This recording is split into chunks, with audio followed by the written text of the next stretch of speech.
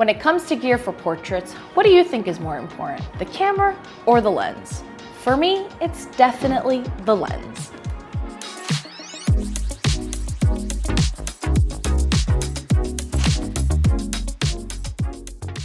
Regardless if you have a 12 megapixel camera or a 61 megapixel camera, the lens is what decides whether your subject looks like they have super long legs or look larger than life. When I take portraits, my goal is for my subject to look and feel their absolute best. So your lens choice is key. But that isn't to say one lens fits all. So let's talk about how do focal lengths affect your portrait images. For today, let's focus on these 5 lenses: the 24-70, the 50mm, the 85mm, the 70-200, and the 200-600. You'll get it when we get there.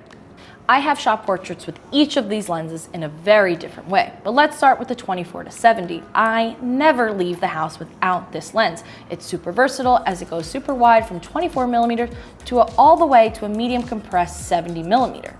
But you'll notice shooting at 24mm, you get a lot of frame space for bigger sets. And you can even shoot at a lower angle for more stylistic look. But be careful on how close you get to your subject to not make them look distorted.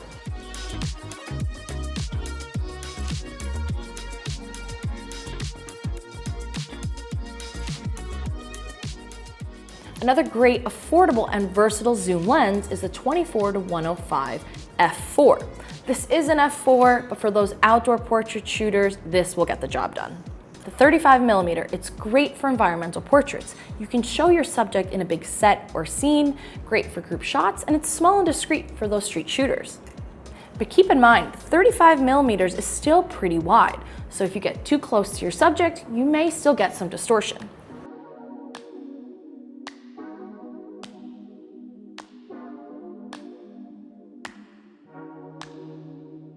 The Nifty 50, famous for a reason. A 15mm prime offers sharp subjects and beautiful backgrounds when shooting wide open. Unlike wider lenses, the 50mm lens, when you get close to your subject, it doesn't distort, but it enhances their look, making your subject look their best. Many portrait photographers will only shoot with the 50mm lens because it's practically perfect and capable of shooting in so many different types of scenarios and lighting situations. I have a quick question for you. Prime lens or zoom lens? Let me know what you prefer in the comments, and if you're not sure of your answer, I have a video talking all about that question. Speaking of primes, let's talk about my absolute favorite lens, the 85mm. This offers sharp detail, beautiful shallow depth of field, and my absolute favorite for single person portraits.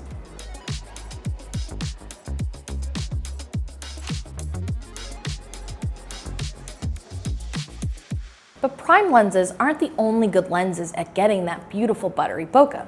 Enter telephoto lenses. Something like the 70-200 f2.8 or even a beginner-friendly 55-210 offers your subject a more flattering look. The telephoto lens separates them from the background, filling the frame more, but compressing the background for that professional look. I love to use the 70-200 for surprise proposals. That way I can still keep my distance from the action, but still get up close and personal shots. For those looking for a higher end telephoto, I recommend the 135 f1.8. It's going to become your newest obsession, I promise. Being able to shoot at 1.8 is really going to help you level up your results.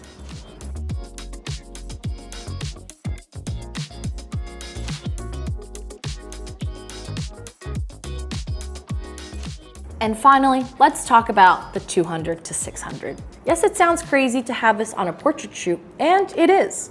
Remember, telephoto lenses make your subjects seem closer than they are, and this Supertelephoto makes your subjects look incredible in the right location. I love using this lens when out in landscapes or on the street with deep backgrounds, making your subject look larger than life. Listen, I'm not saying go out and run and get a Supertelephoto lens for your next family shoot. But if you did, I promise the results would be pretty cool.